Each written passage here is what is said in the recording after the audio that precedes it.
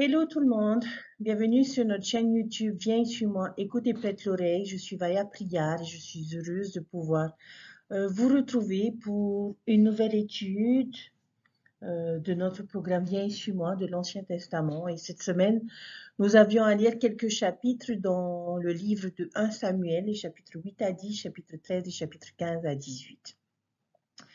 Nous avons vu dans notre première vidéo les dangers à vouloir faire comme les autres nations. Rappelez-vous, le peuple d'Israël voulait un roi comme les autres nations. Et nous avons également découvert l'appel et la chute de Saül, et notamment conséquence de son échec aux 2 tests d'obéissance que le Seigneur lui avait donnés. Aujourd'hui, chers frères et sœurs, nous allons à présent voir une des histoires les plus connues et les plus aimées de l'Ancien Testament, celle de David et Goliath. Les Israélites à ce moment-là sont en guerre contre les Philistins. Les Israélites campaient sur une des collines qui surplombait la vallée de Éla, alors que les Philistins campaient sur l'autre colline qui surplombait également la vallée.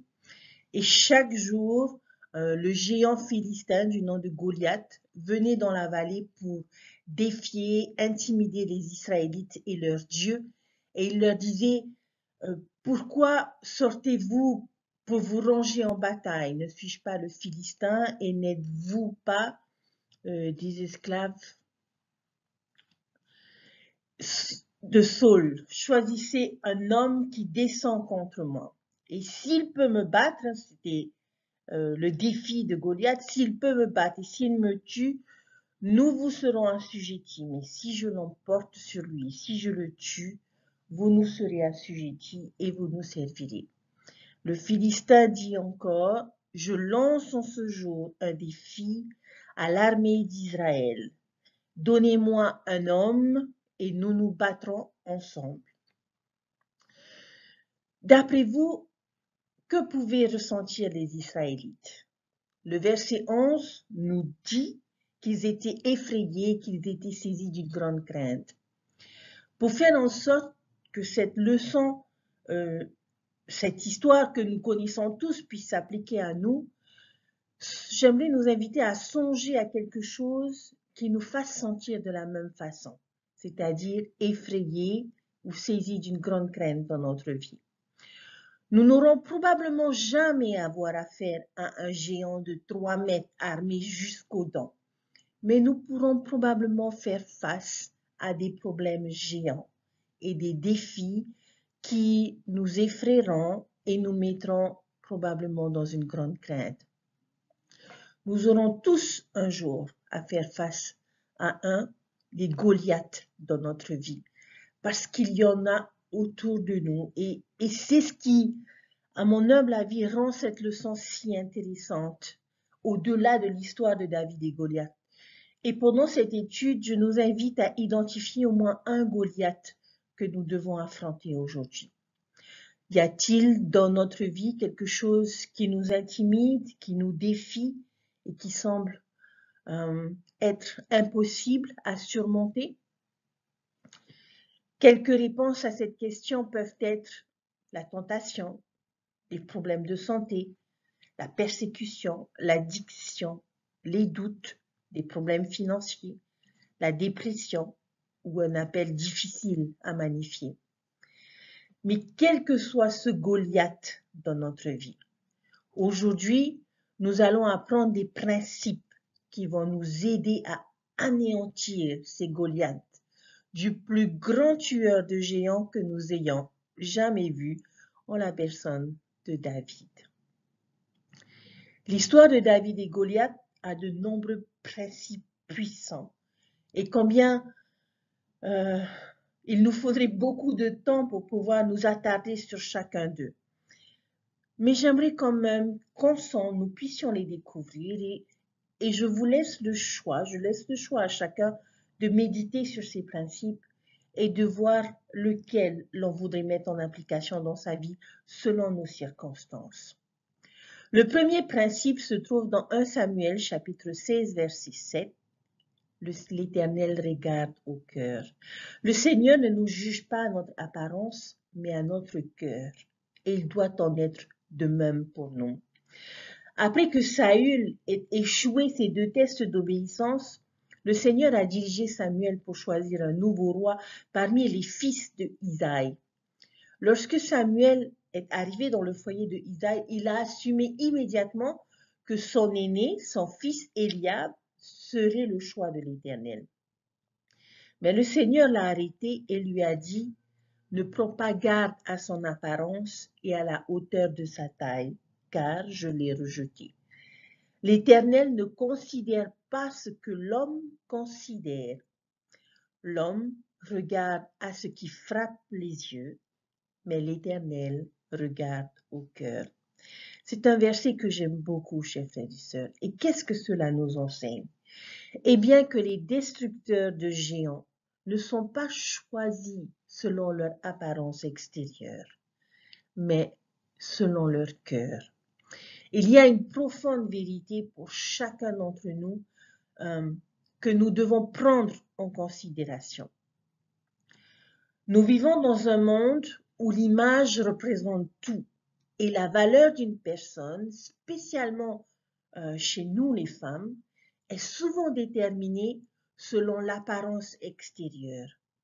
Dans cette étude, le Seigneur nous rappelle que cela n'a aucune importance pour lui, qu'il ne tient pas compte des jugements de ce monde. Mais ce qui compte le plus pour notre Père Céleste est la personnalité de la personne. Et c'est ce qu'il veut dire par selon le cœur. L'Éternel regarde au cœur. Alors que nous utilisons souvent les Écritures pour enseigner que nous ne devons pas juger une personne de façon négative en nous basant sur notamment la perspective du monde ou de la société ou des personnes qui sont autour de nous, nous ne devrions pas non plus juger une personne de façon positive selon son apparence extérieure ou attrayante. Une personne qui peut paraître attractive de l'extérieur, chers frères et sœurs, pourrait être dangereuse spirituellement et nous faire beaucoup de mal à l'intérieur. Une présence physique imposante n'indique pas la valeur d'une personne parce que son aspect extérieur n'est pas ce qui importe. Tout comme nous devons faire attention, chers frères et sœurs, lorsque nous nous jugeons nous-mêmes selon notre apparence extérieure. Nous devons apprendre à aimer notre esprit et à aimer notre personnalité et à être reconnaissant du corps qui abrite cet esprit, quel que soit le regard que peut porter le monde ou la société sur nous-mêmes. Lorsque le Seigneur mesure quelqu'un, c'est le cœur qui lui indique la capacité et la faculté d'une personne de bénir les autres. Pourquoi le cœur? Parce que le cœur symbolise la personnalité tout entière. La mesure de notre cœur donne la mesure de nos accomplissements. Quand le Seigneur parle du cœur d'une personne, il parle de ses efforts pour s'améliorer ou pour améliorer les autres ou la situation à laquelle elle est confrontée. C'est ça la mesure de notre cœur que le Seigneur prend en considération. Nous nous dissocions souvent des autres sous prétexte que nous voyons les choses différemment. Certains voient avec des yeux spirituels, tandis que d'autres voient et communiquent selon ce que leurs yeux naturels perçoivent. Nous vivons dans un monde qui se nourrit constamment, et c'est malheureux, de comparaisons, de critiques et d'étiquettes. Au lieu de voir à travers le prisme des médias sociaux, nous devrions rechercher plus profondément les attributs divins que chacun de nous possède réellement. Ses qualités et aspirations divines ne peuvent pas être épinglées sur Pinterest ou postées sur Instagram. Je nous invite, chers frères et sœurs, à regarder au-delà de ce que nous pouvons voir. Et cela exige un effort conscient pour pouvoir se concentrer sur le Sauveur. En tant que membres de l'Église, je pense que nous avons été dotés d'alarmes spirituelles qui nous alertent lorsque nous ne regardons qu'avec nos yeux mortels et que nous ne distinguons pas la véritable nature divine des personnes ou de nous-mêmes. Si nous mettons Jésus-Christ au centre de notre vie, il fera en sorte que nos yeux soient ouverts à de plus grandes possibilités que celles que nous pouvons comprendre seuls. Notre Sauveur, chers frères et sœurs, si nous nous tournons vers lui, ouvre fréquemment les yeux des aveugles physiques ou spirituels. Et grâce au pouvoir de Jésus-Christ, nous pouvons être capables de regarder spirituellement au-delà de ce que nous voyons physiquement. Et nous pouvons avoir une perception plus profonde et plus réelle de la sublime divinité qui demeure en chacun de nous. L'Éternel ne considère pas ce que l'homme considère, mais l'Éternel regarde au cœur. Merveilleux principe. Notre deuxième principe se trouve dans 1 Samuel, chapitre 17, et versets 14, 33, 42, 49. N'importe qui peut défier un Goliath, qu'importe qui nous sommes. Je vous invite à lire ces versets qui nous montrent que n'importe qui peut battre un Goliath. Ce que nous sommes ou ce que nous pouvons faire importe peu. David était le plus jeune des garçons dans sa famille. Il était encore dans sa jeunesse. Ce n'était pas un homme de guerre. Il n'était qu'un enfant pour être considéré comme un guerrier. En fait, la seule responsabilité que son père, pour laquelle son père se sentait confortable de lui accorder sa confiance, c'était qu'il lui permettait de délivrer du lait à ses frères. Mais David était celui qui a obtenu la victoire ce jour-là.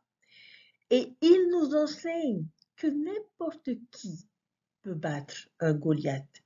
Alors ne doutons pas de ce que nous sommes capables de faire. Principe numéro 3, dans 1 Samuel chapitre 17, le verset 25. Il y a de grandes récompenses du roi céleste si nous affrontons nos Goliaths. Les hommes d'Israël disaient à David que quiconque tuait Goliath serait comblé de richesses, qu'il aurait l'opportunité de se marier à la fille du roi. Chers frères et sœurs, je vous témoigne qu'il y a des récompenses pour toute personne qui affronte et anéantit les Goliaths spirituels. Notre roi céleste nous accordera les richesses de l'éternité et les trésors de la terre et nous donnera un compagnon éternel aussi. Quatrième principe, 1 Samuel chapitre 17 verset 26, avoir des intentions pures. Si nous avons des intentions pures et si nous aimons Dieu, nous pouvons avoir la force de faire face à nos Goliaths. Et j'espère sincèrement que les récompenses de cette victoire ne sont pas notre principale motivation pour affronter le mal ou pour choisir le bien. Les hommes d'Israël étaient concentrés sur les récompenses qui découleraient si Goliath était tué. Mais David était plus concerné par le nom de l'Éternel qui avait été insulté et par l'audace de ce Philistin de défier les armées du Dieu vivant. Chers frères et sœurs, nous pouvons trouver la force de faire face à nos Goliaths si nous agissons de la bonne façon, avec les bonnes intentions et les bonnes raisons. Ne le faisons pas pour obtenir des récompenses, mais faisons-le pour glorifier le Seigneur. Principe numéro 5, chapitre 17, verset 28. N'écoutez pas les sceptiques. N'écoutez pas ceux qui voudraient que vous abandonniez. Soyez conscients que dans vos combats contre les Goliaths de votre vie, que ce n'est pas tout le monde, malheureusement, qui sera de votre côté. Il y aura des personnes autour de vous qui douteront de vos capacités, qui douteront de vos intentions et qui se moqueront de votre détermination. S'il vous plaît, n'écoutez pas ces personnes, ignorez-les. Bien souvent, les personnes qui agissent de cette façon, qui tentent de nous freiner dans nos batailles, eh bien pour moi, agissent de la sorte parce qu'ils souhaiteraient peut-être eux-mêmes avoir le courage d'essayer de faire ce que nous faisons.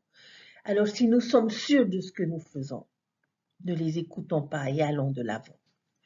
6e principe, 1 Samuel 17, verset 29. Se battre pour la bonne cause. Ayez une cause qui vaut la peine que vous vous battiez. Quelles sont vos motivations? Qu'est-ce qui nous fait nous lever le matin? Qu'est-ce qui nous donne la force de nous battre? N'y a-t-il pas une raison suffisamment valable que celle de combattre nos Goliaths? J'aime beaucoup une écriture dans Doctrine et Alliance que le prophète Joseph Smith a partagé dans la section 128, le verset 22, et où il dit « Frères, persévérerons-nous pas dans une si grande cause? Allez de l'avant et pas en arrière. Courage, frères, et en avant vers la victoire. Que votre cœur se réjouisse et soit dans l'allégresse. » En tant que disciple du Christ et membre de l'Église de Jésus-Christ des saints des derniers jours, nous avons la plus grande cause pour laquelle nous devons nous battre, et c'est l'édification de Sion. C'est la préparation pour le retour du Christ. C'est comme notre prophète Russell Nelson nous a invités, participer au rassemblement d'Israël et l'exaltation en la présence de notre Père Céleste. Les familles éternelles, la rédemption des morts et tellement d'autres causes. Et combattre nos Goliaths, chers frères et sœurs, ne peut qu'ajouter de la gloire au royaume de Dieu ici sur terre. Alors, trouvons le courage dans notre cause, 7e principe, 1 Samuel chapitre 17, les versets 32 à 37. Nos différentes expériences nous préparent.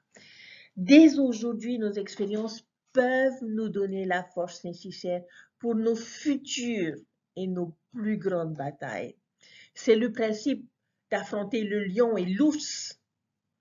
En premier, où est-ce que David a trouvé le courage de faire face à Goliath? C'est parce qu'il avait eu de précédentes expériences avec de petits défis qui lui ont donné plus confiance en lui pour pouvoir faire face aux géants. Il s'est battu contre un lion, il s'est battu contre un ours alors qu'il veillait sur les troupeaux de son père. Chers frères et sœurs, qui préféreriez-vous avoir en face de vous? Un lion ou un Goliath? Dieu a montré à David qu'il était capable de le délivrer de ces choses. Et le plus merveilleux, c'est que David a reconnu que le Seigneur l'avait aidé une fois et qu'il pouvait le faire à nouveau. Cette expérience est un rappel pour chacun d'entre nous, chers frères et sœurs, qu'il n'y a pas de petits commandements. L'adversaire suggérera toujours des petites déviations du chemin droit et resserré, et que ces déviations, elles ne sont pas si graves. Cependant, il est important que nous puissions nous souvenir de nos précédentes expériences et de nos précédentes victoires que nous avons obtenues pour pouvoir être fortifiés dans le futur face à de plus grandes tentations, à de plus grands Goliaths.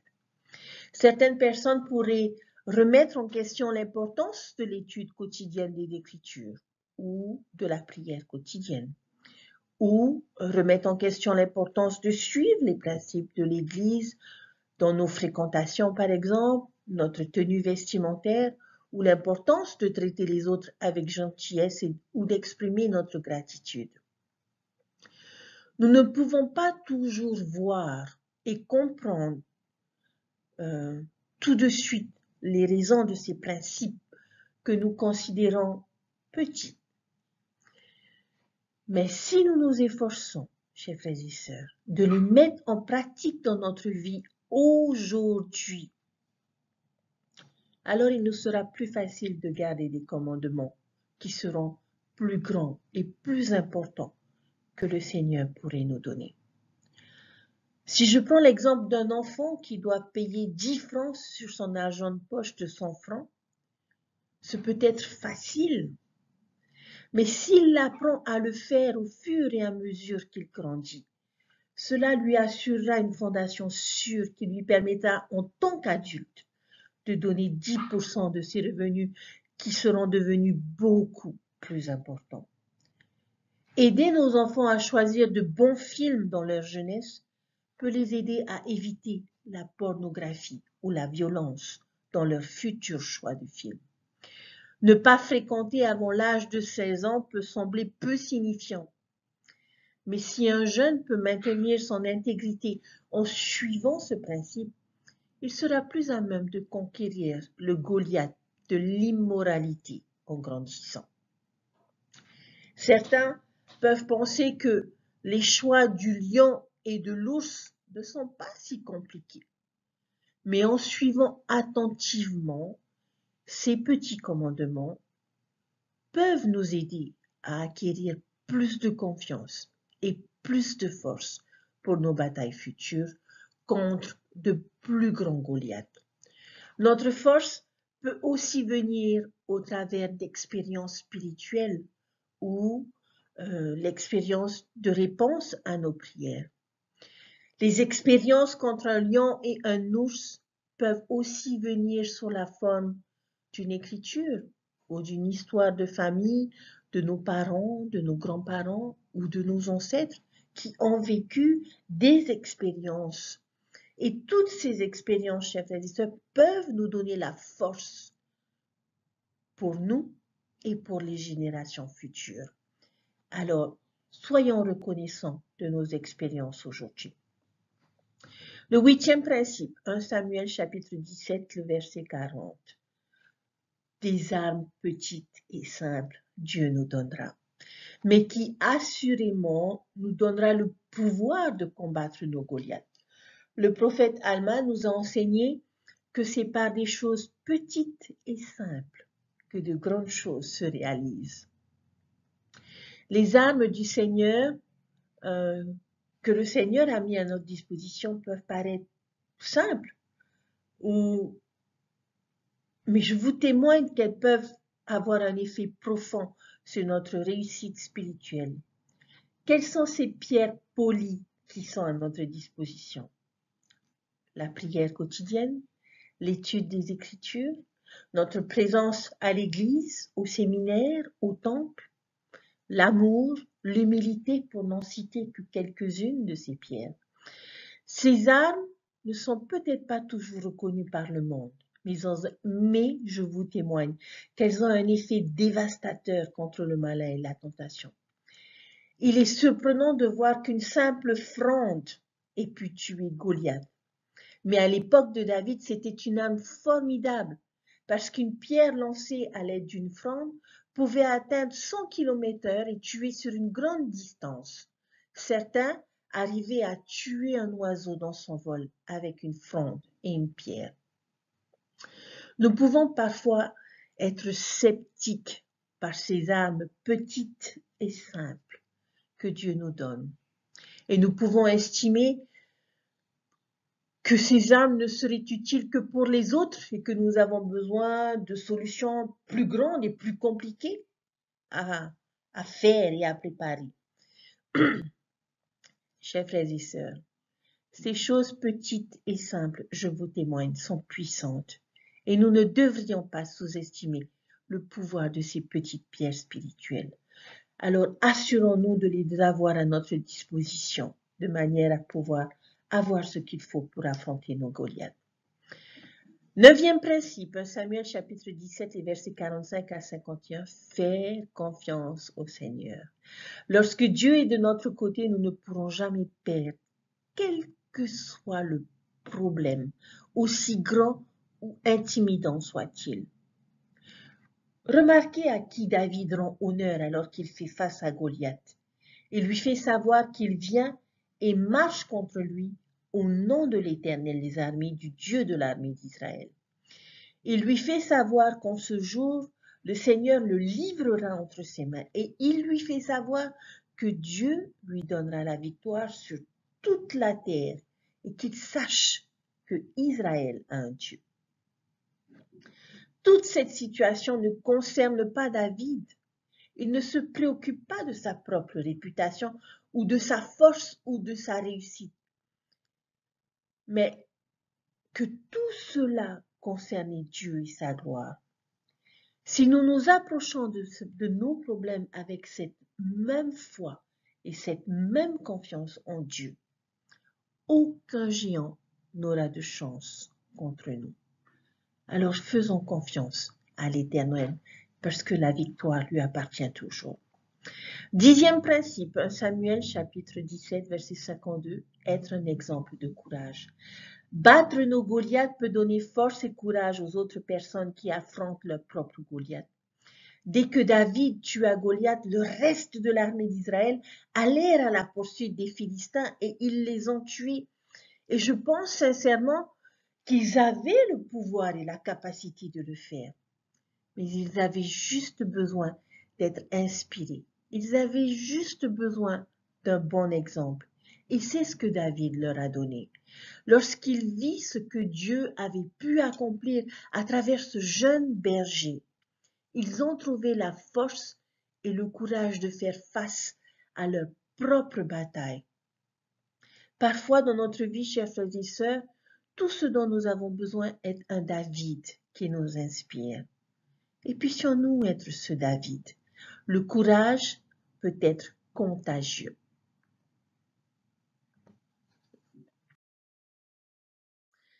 Chers frères et sœurs, c'est sur ces choses que je vais finir mon étude. Et nous avons pu voir quelques incroyables vérités que nous enseigne cette magnifique histoire. Lequel de ces principes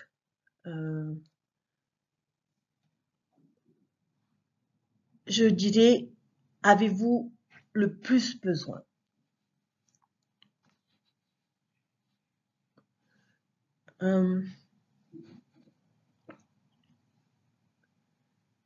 Avons-nous besoin du courage, de l'obéissance, des intentions pures? Avons-nous besoin du Seigneur? Le Seigneur était avec lui et qu'importe la taille que pouvait avoir Goliath, Dieu était plus grand que lui. Qu'importe la force que pouvait avoir Goliath, Dieu était plus fort que lui.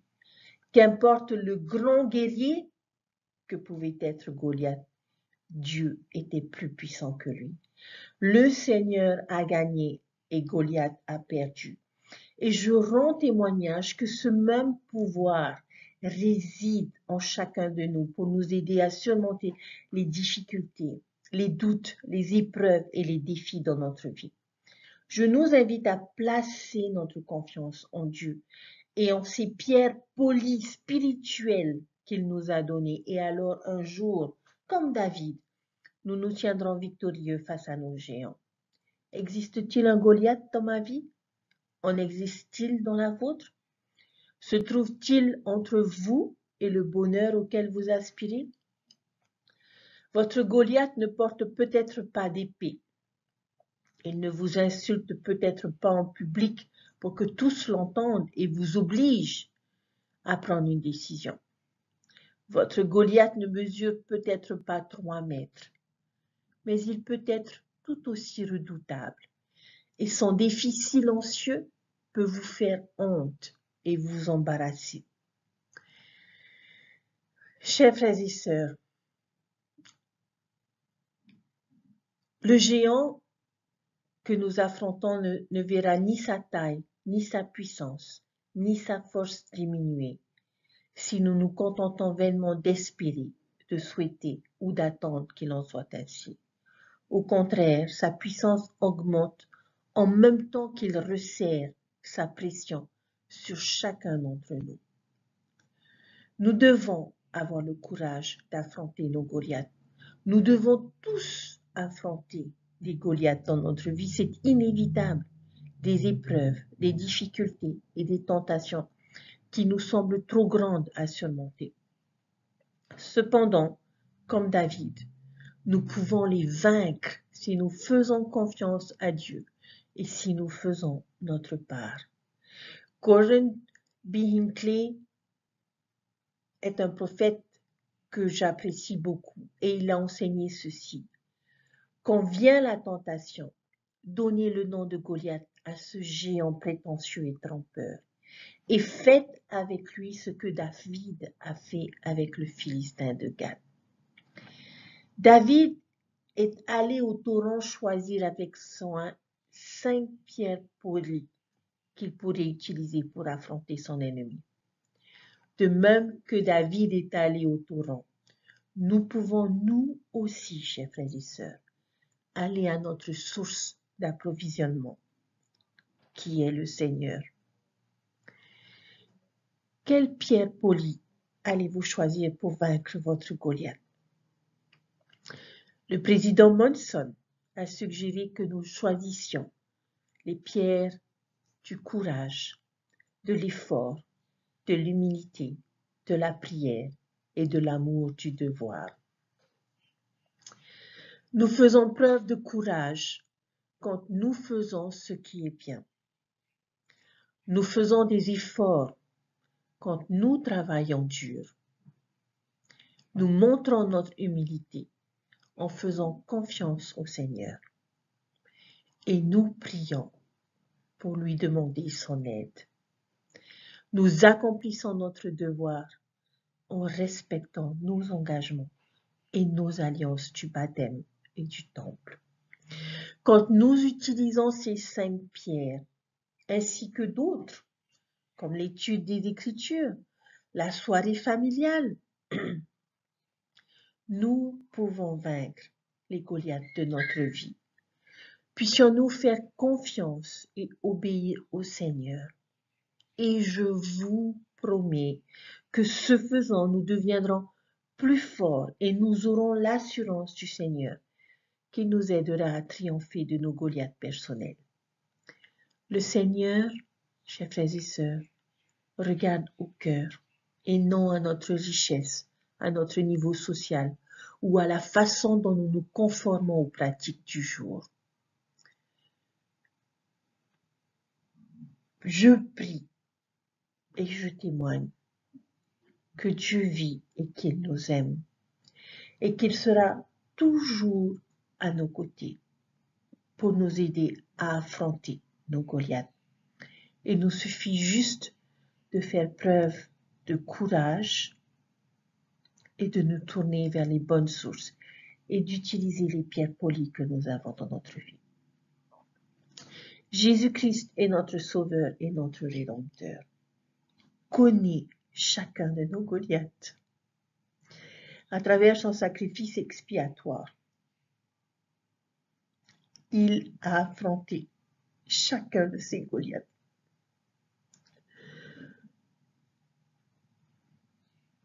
Pour pouvoir nous donner l'assurance que nous sommes en mesure de faire de même avec son aide et son soutien lorsque nous nous tournons vers lui. Je suis reconnaissant du sacrifice expiatoire de mon Sauveur, de cette expérience spirituelle qu'il a accepté de vivre